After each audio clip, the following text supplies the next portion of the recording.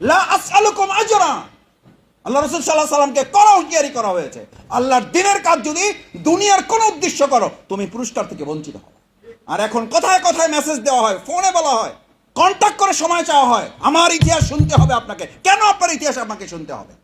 আপনি আমাকে ইতিহাস শোনার জন্য ইসলামী আন্দোলন করেছেন, আপনি দুনিয়ার সুখ সম্ভোগ ভোগ করার জন্য, পোস্ট পদবি পাওয়ার জন্য, প্রমোশন পাওয়ার জন্য, ট্রান্সফার ঠেকানোর জন্য আপনি ইসলামী আন্দোলন করেছেন। আপনি তার চেয়ে মানব রচিত মতবাদের পিছনে ঘুরলে আপনি দুনিয়া পেতেন, পরকাল থেকে বঞ্চিত হতেন। এখন দুনিয়াও পাবেন না, পরকালও পাবেন। আল্লাহ যদি আপনার প্রতি রহম করেন, দুনিয়ার কেউ যদি আপনাকে ভালো না বাসে, আপনার ক্ষতি হবে? ক্ষতি হবে। তাহলে দুটো গুণের সাথে, দুটো সত্তার সাথে যদি আপনি সম্পৃক্ত হতে চান, যে আমি আল্লাহর দয়া এবং তার অনুগ্রহের চাদরে আমাকে আচ্ছাদিত রাখতে চাই। আল্লাহ রসুল সাল্লাল্লাহু আলাইহি সাল্লাম একটা দোয়া কত চমৎকার ভাবে করেছেন, শুধু এই রহমত, শুধু এই দয়া, শুধু এই অনুগ্রহ পাওয়ার জন্য। আল্লাহুম্মা রাহমাতাকা আরজু। আরজু বুঝেন তো, মানে আমরা আরজি বলি না। আল্লাহুম্মা রাহমাতাকা আরজু, আমি ভিখারি। কিসের? আপনার দয়া, রহমতের ভিখারি। আল্লাহুম্মা রাহমাতাকা আরজু, আল্লাহ আমরা সবাই আপনার দয়া অনুগ্রহের ভিখারি। কারণ আপনার রহমতের চাদর থেকে আমরা আলাদা হয়ে গেলে শুধুমাত্র অনুগ্রহ থেকে বঞ্চিত হব না, আমরা গজবে, শাস্তিতে, আজাবে, লাঞ্ছনা, গঞ্জনায় পরিণত হবে। এই লাঞ্ছনা শুধু যে শেখ হাসিনা দিতে পারে, আর কেউ পারে না, ব্যাপারটা এরকম। এই শাস্তি আমার পরিবারও আমাকে দিতে পারে না, পারে না। এই শাস্তি আমাদের সন্তানও আমাকে দিতে পারে না, পারে না। এই দেশে সব কি র্যাব আর পুলিশ হত্যা করছে, না সন্তানও বাপকে হত্যা করছে? এটা আপনাদের জানা নাই। এই ঘটনা শুধু বাইরের জগতে ঘটতে পারে, আমাদের জীবনে হতে পারে না? পারে। আল্লাহ সুবহানাহু ওয়া তাআলা কোরআনে সেই কথা, এই ফুরকানই উল্লেখ করেছে। আপনি মাওলানা শরীফুল ইসলামকে দেখে কাজ করবেন না, শফিকুল ইসলাম মাসুদের দিকে তাকিয়ে কাজ করবেন না, আপনি নুরুল ইসলাম বুলবুল ভাইয়ের দিকে তাকিয়ে কাজ করবেন না, আপনি কাজ করবেন কোরআন সুন্নাহর দিকে তাকিয়ে। কুল মা ইয়াবাউ বিকুম রাব্বি লাউলা দুআউকুম ফাকাদ কাযাবতুম ফাসাউফা ইয়াকুনু লিজামা। লিজাম বুঝেন? লিজাম মানে কিয়ামতের দিনের আযাব না, দুনিয়াতেই আপনাকে অসম্মান, লাঞ্ছিত, অপমানিত করবেন। যে চাকরির জন্য আল্লাহর দিনের কাজ করতে পারেন না, সেই চাকরির জায়গায় আপনি অপমানিত, লাঞ্ছিত হবেন এই ভালো সময়ে। এটা আল্লাহ তো করতে পারেন না, না না পারেন না। যে চাকরির জন্য আপনি দিনের কাজ বাধা হবে, ওই চাকরি আপনার জন্য অপমানের কারণ করবে। কে করে দিতে পারেন? আল্লাহ করে দিতে পারেন। যে পরিবারের জন্য ইসলামী আন্দোলনের কাজে আপনার মাঝখানে দেয়াল তৈরি হবে, ওই পরিবারের কারণে রাতে ঘুমাইতে পারবেন না, দুইটা ঘুমের ওষুধ খেয়ে। আপনি মনে করছেন যে এই ঘটনা খালি আওয়ামী লীগ আর বিএনপি আর জাতীয় পার্টির মধ্যে? আহা, এগুলো খুব তিক্ত অভিজ্ঞতা থেকে বলছে। আমাকে এই বক্তৃতা শুনলে অনেকে আবার আমার দিকে তাকায়, বলছে মাসুদ ভাই বোধহয় ঘুমাইতে পারে না। হয়তো তো পারে, অসুবিধা কি?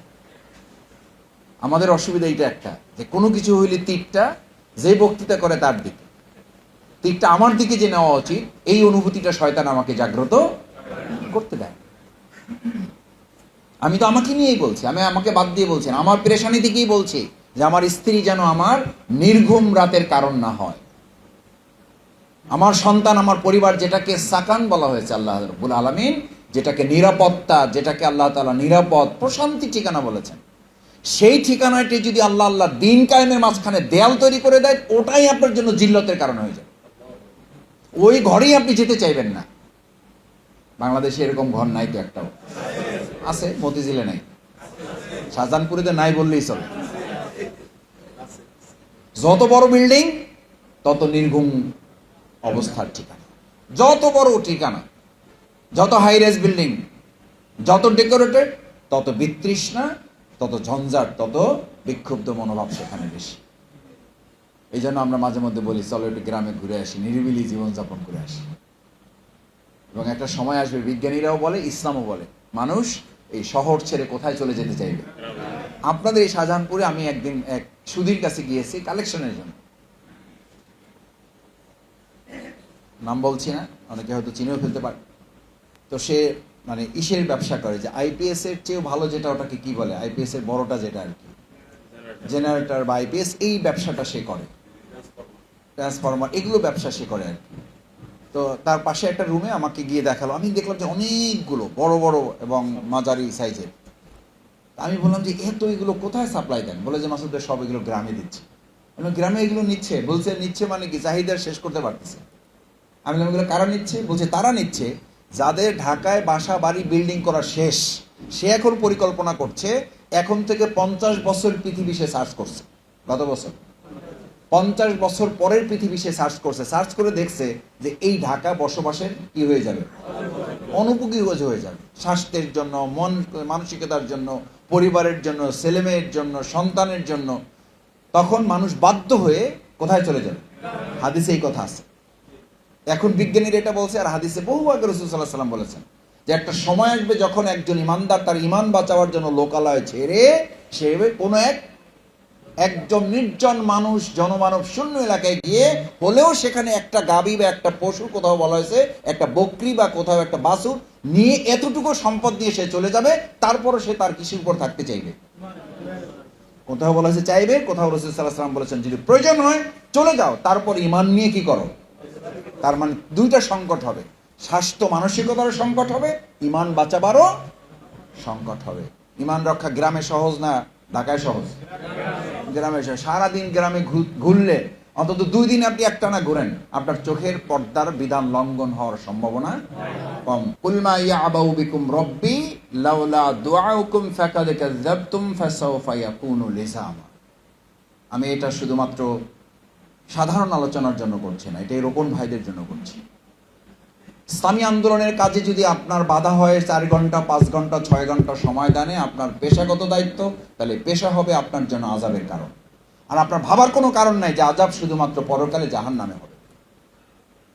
এই লিজাম শব্দ দিয়ে আল্লাহ তাআলা বলেছেন যেই পেশাগত দায়িত্বের কারণে যেই এসি রুম থেকে বের হইতে পারো না, যেই বড় স্যারের জন্য বের হইতে পারো না, যেই বড় স্যারের চোখের দিকে তাকাইয়া তুমি তোমার আল্লাহর দিন কায়েমের কাজকে গুরুত্ব দিতে পারো না, ওই স্যারই তোমার দুনিয়ার জন্য অপমান এবং লাঞ্ছনার কারণ হবে।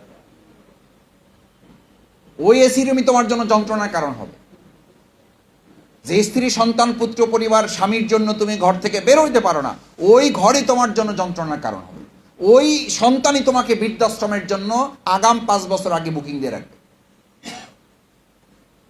বৃদ্ধাশ্রমের সন্তানরা বাবার জন্য বুকিং দেয় রিক্সাওয়ালারা, শ্রমিকওয়ালারা। একজন যদি খুঁজে বের করতে পারেন তাহলে আমাকে বলেন, আমি আপনার বক্তৃতা প্রত্যাহার করে নিলাম, প্রত্যাহার করে নিলাম।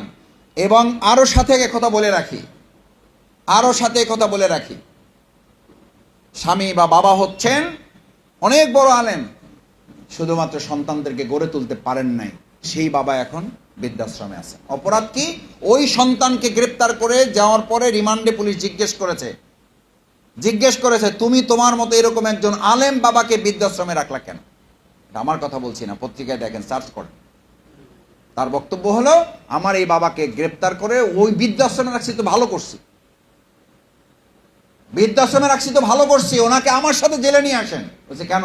বলছে আমার এই বাবাই তো আমাকে ইংরেজি পড়াইছে, ইংলিশ মিডিয়ামে স্কুলে দিছে, আমাকে অঙ্ক করাইছে, আমাকে সব কিছু সব সাবজেক্টের টিচার দিছে, শুধুমাত্র কোরআন পড়ায় না, আমাকে কোরআন জানায় না। আমি তো কোরআন জানি না, আমার বাবার খেদমত কেন করতে হবে এটা তো আমি জানতেই পারি না। আমি যেসব স্কুলে পড়েছি সেখানে তো আমার বাবাকে বাবা ডাকতেও বলা হয় না, তারা আমাকে ড্যাডি ডাকতে বলছে, এইটা করতে বলছে, ওইটা করতে বলছে। আমি তো আমার পড়াশোনা নিয়ে এমন ব্যস্ত থেকেছি, ঘরে গিয়ে আমি আমার বাবাকে সালাম দেওয়ার সুযোগ পাইনি।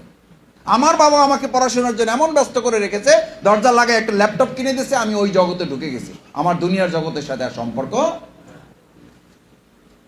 পুলিশরা শুনে অবাক। বাবাকে গিয়ে বলছে আপনার সন্তান আপনাকে তো বৃদ্ধাশ্রমে রাখছে, ভালো কথা, আপনাকে তো গ্রেপ্তার করে তার সাথে জেলখানায় নিয়ে যেতে বলছে। এই যে সন্তানের দুনিয়ার জগতে অভিযোগ, এই অভিযোগ কিয়ামতের দিনে আছে না নেই? কোরআনে এই কথা পরিষ্কার বলা আছে, পরিষ্কার কোরআনে কথা বলা আছে। আমি এই কথা এই জন্য বলছি না যে আপনি জামাত ইসলামের রোকন হয়ে কোন জায়গায় আটকে আছেন, এবার আপনি সিদ্ধান্ত নেন। কোন কারণে আপনার 6 ঘন্টা দায়িত্ব পালন হয় না, কোন কারণে আপনার ইউনিটের দায়িত্ব পালন হয় না, কোন কারণে আপনি এয়ানত তুলতে পারেন না, কোন কারণে আপনি এককালীন জমা দিতে পারেন না।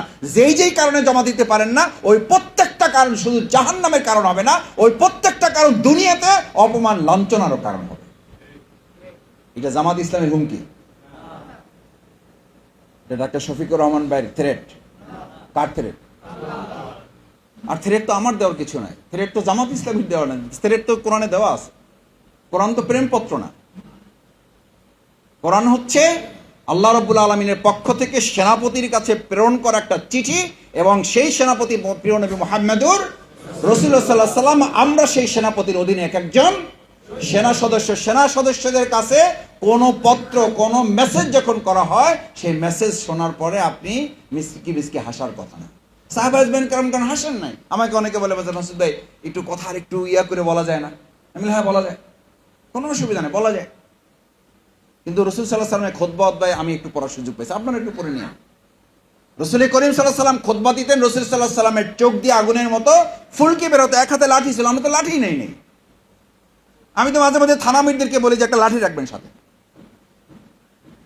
রাসূল সাল্লাল্লাহু আলাইহি ওয়াসাল্লাম খুতবা দিতেন, লাঠি থাকতো না? থাকতো না। তো ওই লাঠির সুন্নাত কই গেল? আরে ভাই, আমরা তো মুখে একটু শক্ত কথা বলি, রাসূল সাল্লাল্লাহু আলাইহি ওয়াসাল্লাম তো ডান হাতে লাঠি নিয়ে এরকম দাঁড়াতেন। ওই লাঠি রাখার মানে কি? আপনারা আদর করবেন, রুহামাউ বাইনাহুম, কয় যে ভাই রুহামাউ বাইনাহুম, জামাতে সেই রুহামা আর নাই। কি যে জামাত আলারা কয় না কয়, খালি শক্ত কথা কয়। রুহামার দেখছেন কি? রুহামার বর্ণনাটা কি? রুহামার হাইসিয়তটা কি? রুহামা কি? রুহামা হচ্ছে জাহান্নামের আগুন থেকে বাঁচাবার জন্য দুনিয়ার আরামায়েশ থেকে আপনাকে ছিনিয়ে নিয়ে জান্নাতের দিকে আপনাকে ধাবিত করার নাম হচ্ছে রুহামা। আমি সেই উদাহরণ মাঝে মধ্যে বলে থাকি যে ঘরে আগুন লাগছে, সন্তান ঘরের মধ্যে শুয়ে আছে এসি রুমে, পাশের রুমে আগুন লেগে গেছে, একটু 2 সেকেন্ড 5 সেকেন্ডের মধ্যে বাচ্চার ঘরের আগুন লেগে যাবে। মাজায় তখন কি বলবে?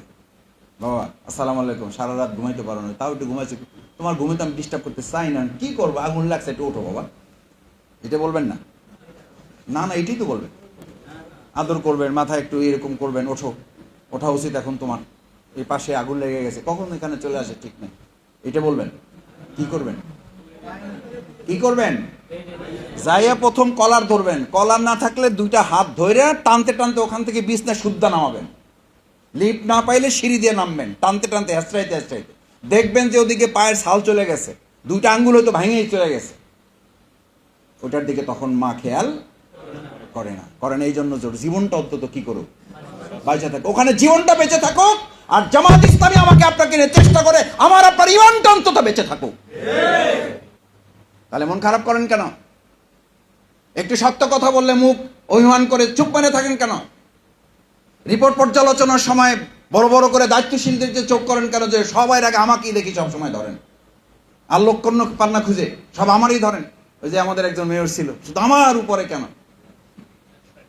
আমাদের মধ্যে এরকম আমি মাঝে মাঝে খেয়াল করি, শুধু আমারে ধরেন কেন? এরকম কর্মী তো বহু লোক বাড়ায় নাই, দেখি যে সবসময় ভাই আমারই ধরেন। আমি বুঝছি আমার আসলে কি করছেন, টার্গেট করছেন।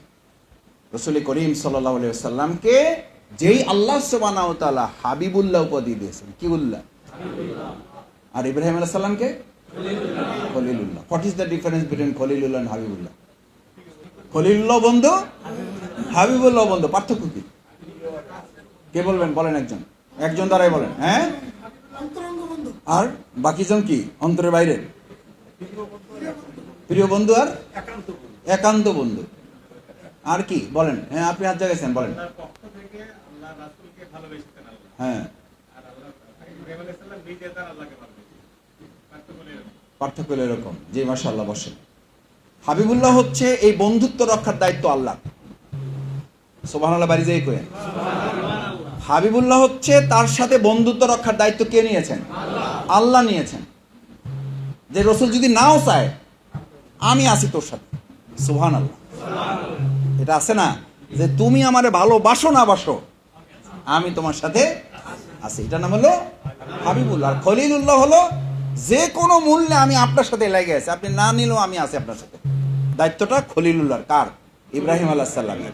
আর রাসূল সাল্লাল্লাহু আলাইহি সাল্লামের দায়িত্বটা আল্লাহ সুবহানাহু ওয়া তাআলা। সেই হাবিবুল্লাহ, এইটা বলার উদ্দেশ্য এইটা না, বলার উদ্দেশ্য হলো এই হাবিবুল্লাহ যাকে আল্লাহ নিজে দায়িত্ব নিয়েছেন বন্ধুত্ব রক্ষা করা, সেই হাবিবুল্লাহকে আল্লাহ তাআলা বললেন ওয়া ইন কানা কাবুরা আলাইকা ইরাদুহুম।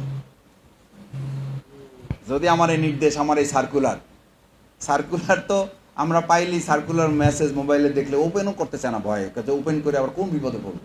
তার সে 2 দিন পর যে গেলে কমে যে ভাই খেয়াল তো করি নাই, কি যে লেখা ছিল, আচ্ছা বলেন কি করতে হবে। মারা গেছে 2 দিন আগে, জানাজা হয়ে গেছে, এরপরে দেখে লেখছে ইনশাআল্লাহ জানাজা শেষ। জানাজা আবার যে ইনশাআল্লাহ লিখে আগে লিখে দিলে কখন কোথায় যাইতে বলে, দাফনে যাওয়া লাগবে, অ্যাম্বুলেন্স ঠিক করে দেন, না হলে হয়তো বলবে যে আপনি একটু নোয়াখালী যান গ্রামে, অথবা একটু ইসে যান, যশোর যান, কফিনের সাথে ঘুরে আসেন, কে বিপদ ঘাড়ে নেয়, যা আছে থাকুক ওরকম, পরে দেখবো না, 2 দিন যান, এরপর 2 দিন পরে লেখে ইনশাআল্লাহ। রাসূল করিম সাল্লাল্লাহু আলাইহি সাল্লাম যখন এই সার্কুলার কোরআন যখন তার কাছে আসতে থাকে একের পর এক, সবাই সমানভাবেই নিয়েছেন, মর্যাদা দিয়েছেন, কিন্তু কেউ কেউ তো দুর্বলতা প্রদর্শন কোন কোন ক্ষেত্রে করেছেন। আল্লাহ সুবহানাহু ওয়া তাআলা আয়াত নাযিল করে বলে দিলেন, ওয়া ইন কানা কাবুরা আলাইকা ইরাদুহুম, যদি আমার প্রেরিত নির্দেশনাগুলো তোমার কাছে কঠিন মনে হয়, ফা ইন ইসতাতা'তা আন তাবতাগিয়া নাফাকান ফিল আরদি আও সুল্লামান ফিস সামা, আরামায়েশের রাস্তা খোঁজো, বের করো নিজে নিজে, দেখি না পারলে কত পার করো। এই কথা রাসূল সাল্লাল্লাহু আলাইহি সাল্লামকে হাবিবুল্লাহকে বলা হচ্ছে। আর আপনি কে? আপনি কোন আব্দুর রহিম, আব্দুল জলিল, আব্দুল করিম? কে আপনি? কে শফিকুল ইসলাম মাসুদ আপনাকে এমন নিশ্চয়তা দিয়েছে হাবিবুল্লাহ? লা আসআলুকুম আজরা, আল্লাহ রাসূল সাল্লাল্লাহু আলাইহি সাল্লামকে করা হুঁশিয়ারি করা হয়েছে, আল্লাহর দ্বীনের কাজ যদি দুনিয়ার কোন উদ্দেশ্য করো তুমি পুরস্কার থেকে বঞ্চিত হবে। আর এখন কথায় কথায় মেসেজ দেওয়া হয়, ফোনে বলা হয়, কন্টাক্ট করে সময় চাওয়া হয়, আমার ইতিহাস শুনতে হবে আপনাকে। কেন আপনার ইতিহাস আমাকে শুনতে হবে? আপনি আমাকে ইতিহাস শোনার জন্য ইসলামী আন্দোলন করেছেন,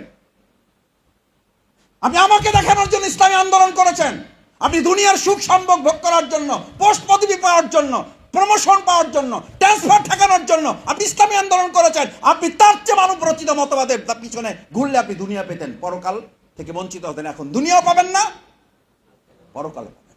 পরিষ্কার কান খুলে শুনে রাখেন, শফিকুল ইসলাম মাসুদের কথা পছন্দ হইলেও কিছু যায় আসে না, পছন্দ না হলেও কিছু যায় আসে না, উই ডোন্ট কেয়ার দেয়ার।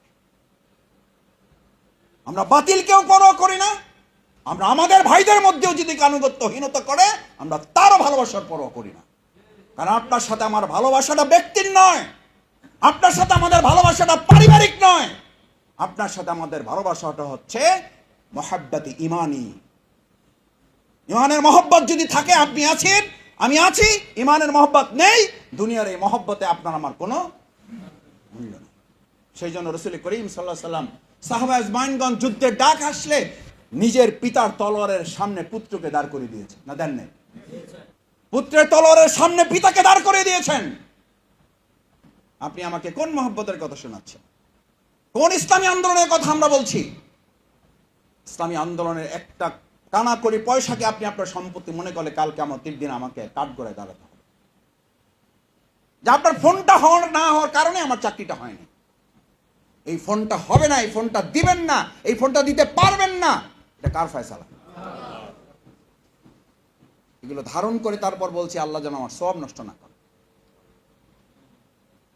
একটানা 13 দিন রিমান্ড, একসাথে 13 দিন রিমান্ড হওয়ার পরের দিন আবার কোর্টে তুলেছে, যাই দেখে আইনজীবী নাই কেউ, পরিবারের লোকরা এসে, ছেলে সন্তান স্ত্রী পুত্র পরিবার সব শুদ্ধ এসে দাঁড়ায় আছে, আইনজীবী একজনও নেই। সরকার পক্ষে আইনজীবী শুনে 7 দিনের মধ্যে 4 দিন রিমান্ড দিয়ে দিছে। এরা তাকাই দিছে, পরিবার লোকরা, আমি তাকাই দিছি, কোথায় কেউ নাই, জানি না। তারা সিদ্ধান্তই, মানে সরকার তখন ষড়যন্ত্রই ছিল যেন আমাদের আইনজীবীদেরকে ডার্কে রেখে, অন্ধকারে রেখে তারা যেন কাজটা সহজে করে ফেলত।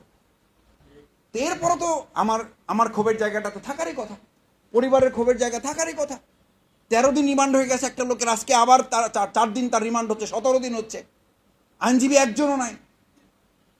আমি বিরাট জামাত ইসলামীর লোক, ছাত্র শিবির আমি কেন্দ্রীয় সভাপতি ছিলাম, পরিবার বিরাট ধারণা নিয়ে আসছে যে আজকে কমপক্ষে 200 আইনজীবী থাকবে, রিমান্ড তো দূরের কথা, আমাকে পারলে এখান থেকে বাড়িতে নিয়ে চলে যাবে, সেই আশা নিয়ে তারা আসছে।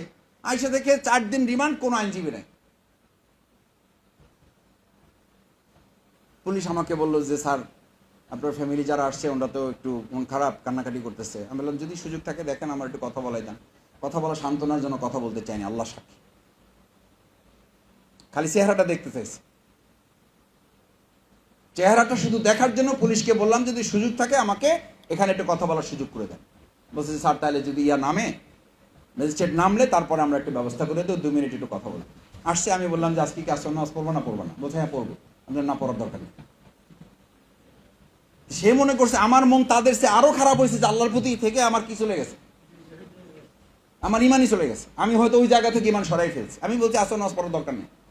সে তখন খুশি, কয় যে না ঠিকই বলছেন, কি সব এগুলো করে কি হবে?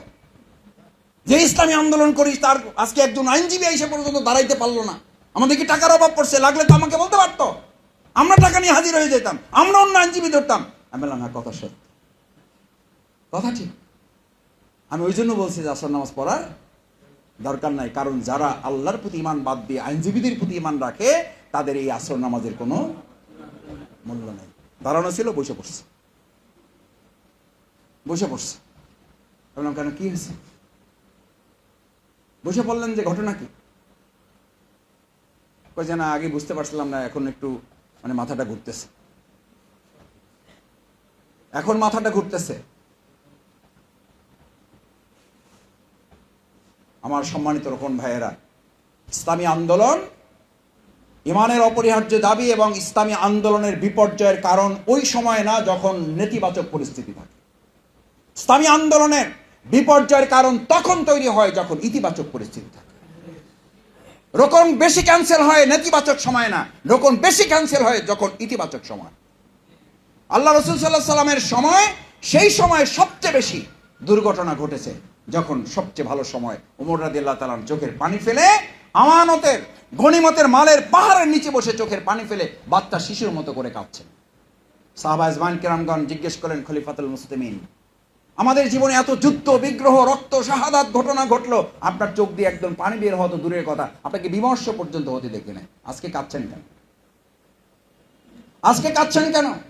ওমরে ফারুক রাদিয়াল্লাহু তাআলা বলেন আজকে কাঁদছে এই জন্য যে না জানি এই গনিমতের পাহাড়ের মাল আমাদের নিজেদের ভ্রাতৃত্বের মধ্যে দেয়াল তৈরি করে আমাদেরকে বিশৃঙ্খলার দিকে। ওমর রাদিয়াল্লাহু তাআলা কাঁদবে আর আপনারা হাসবেন। আমরা ইমানদার এমন হয়ে গেছে যে আমরা হাসবো। ওই আপনার তো সেই উদ্বেগ উৎকণ্ঠ দেখি না, এবং বরং সেই ঘটনার সাথে আমরা সম্পৃক্ত হয়ে পড়ছি। সিদ্ধান্ত জানানোর পরে আমরা থেমে যাচ্ছি না। আমি আমার ইগোইজমের উপরে, আমি আমার প্রেস্টিজের উপরে, আমি আমার স্টাইলের উপরে আমি থাকার জন্য একটা বিরাট প্রতিযোগিতায় কোনো কোনো ক্ষেত্রে কেউ কেউ আমরা সম্পৃক্ত হয়ে পড়ছি। ওয়াইন কানা কাবুরা আলাইকা ইরাদুহুম, তোমার ইচ্ছা অনিচ্ছার জন্য তোমাকে মুসলিম বানানো হয়নি। মুসলিম মিন্স তারা এই বায়াত গ্রহণ করেছিলেন। রোকন তখন তো রোকন না, রাসূল সাল্লাল্লাহু আলাইহি ওয়াসাল্লাম শুধু মুসলিম বানাতেন। মুসলিম হওয়ার জন্য বায়াত নিতেন। সেই বায়াতের প্রথম শর্তটা কি ছিল? ফিমা আহিব্বা ওয়া কারিহা, আমার পছন্দ অপছন্দ বলে আজকে থেকে আর কিছু নাই, জবাই। এখন আমরা রোকন হই মানে আমার পছন্দ অপছন্দের মাত্রাটা আরো বাড়ে, কারণ আমি কি রোকন। বুঝতে হবে আমি রোকন, যা বলে আমি শুনবেন আপনারা সবাই। আমি যত বড় অফিসার হন আপনি কর্মী, আমি রোকন, আমি ওয়ার্ড সভাপতি, আমি সেক্রেটারি, এখন আমার কথায় চলবে। এই কর্তৃত্ব যেই দিন করবেন অপেক্ষায় থাকবেন আর একটা গজবের জন্য আল্লাহ তাআলা দ্রুত আমাদের সেদিকে হয়তো ধাবিত করছে। আল্লাহর হাতে শেখ হাসিনার অভাব আছে না? যেভাবে করলেন মনে হয় আসলেই নাই। আল্লাহর কাছে শেখ হাসিনার অভাব আছে, কিন্তু আপনার কাছে ভাব কি মনে হয়? আর শেখ হাসিনা আসবে না, ফেরাউন আসবে না, নমরুদ আসবে না, কিন্তু তার অনুসারীরা আসবে। সেটাও কে তৈরি করে দিবে? আল্লাহ তৈরি। সম্মানিত কোন ভাইয়েরা, সেজন্য মুসলিম হিসেবে তার শপথের প্রথম অংশ ছিল ফিমা আহিব্বা ওয়া কারিহা, আমার পছন্দ লিস্ট নেই, এটা জবাই করে দিলাম। আজকে রোকন ভাইয়েরা এখানে যারা আছেন, আমার ব্যক্তির কারণে পছন্দ আমরা জবাই করতে পারলাম ইনশাআল্লাহ। দেখি পারলাম ইনশাআল্লাহ। ব্যক্তির পছন্দ আছে? কার পছন্দ? কার পছন্দ? আল্লাহর পছন্দ। এই সামনে কোরবানি আসছে, খালি গরুর কোরবানি, ছাগলের, আসলে কিসের কোরবানি? আর একটু ভাই নফসের বইলেই দূরে রাখেন। কিসের নফসের কোরবানি? নফসের কোরবানি করেন আপনি? আপনারা ছুরি চালাইছেন? বুকের উপরে ছুরি চালাইছেন কেউ? কিসের নফসের কোরবানি? নফসের কোরবানি আরো ভেঙে বলবেন, আমার ইচ্ছা অনিচ্ছা, আমার পছন্দ অপছন্দ, আমার ভালো লাগা না লাগা, এটার এটা নাই এখন থেকে। আগে রকম সম্মেলনে অনলাইনে করতাম, সব মিলে 15,000 টাকা খরচ, সব মিলে খরচ 15,000 টাকা। আর এইবার আপনাদের এরকম সম্মেলন করলাম, সব মিলে খরচ 4.5 কোটি টাকা। এটা করাতে আপনি ওখানে যে খুব মন খারাপ করছেন না যে জামাত ইসলামী এটা কিন্তু বাড়াবাড়ি করছে? এটা না করলে এটা কেন বলেন যে ভাই টাকা লাগে কোথায়? এখন আবার এককালীন কেন বলেন?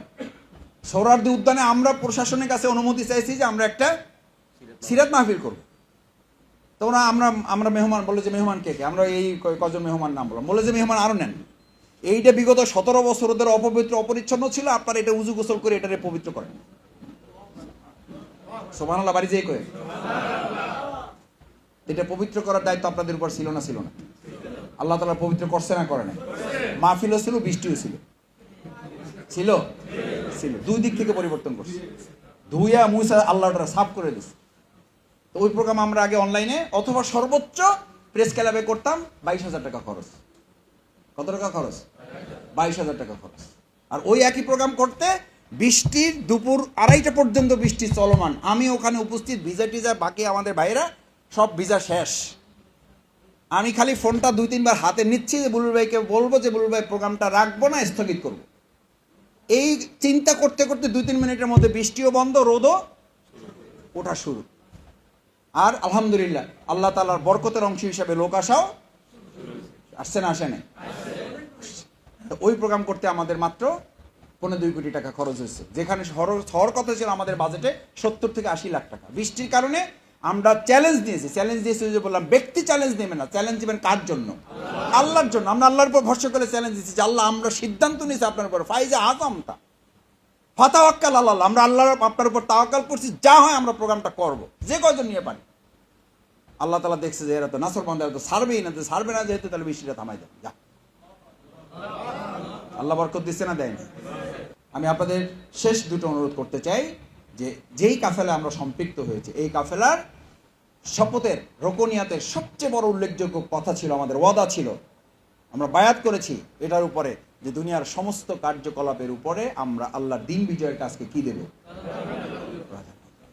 এই প্রাধান্য দেওয়ার কাজটা যদি আমার মাথার মধ্যে থাকে, তাহলে আপনাকে দুনিয়ার কোনো ওয়াসওয়াসা, দুনিয়ার কোনো ব্যারিকেড আপনাকে আটকাতে পারবে না ইনশাআল্লাহ। সেই প্রত্যাশা ব্যক্ত করে শাহজাহানপুর পূর্ব থানার আজকের এই গণসমাবেশে যারা অংশগ্রহণ করেছেন, যারা অংশগ্রহণ করতে পারেন নাই, তাদের সকলের প্রতি আমরা দোয়া করি আল্লাহ মেহেরবানি করে আমাদেরকে এই শপথ দুনিয়ার কাল কিয়ামতের কঠিন ময়দানে এটা যেন নাজাতের উসিলা হয়, এটা যেন আসামির কাঠগড়ায় দাঁড়ানোর উসিলা না হয়, সেই প্রত্যাশা ব্যক্ত করে সবাইকে ধন্যবাদ জানিয়ে কথা শেষ করছি। সুবহানাকাল্লাহুম্মা ওয়া বিহামদিকা আশহাদু আল্লা ইলাহা ইল্লা আনতা আস্তাগফিরুকা ওয়া আতুবু ইলাইক। আসসালামু আলাইকুম ওয়া রাহমাতুল্লাহি ওয়া বারাকাতুহু।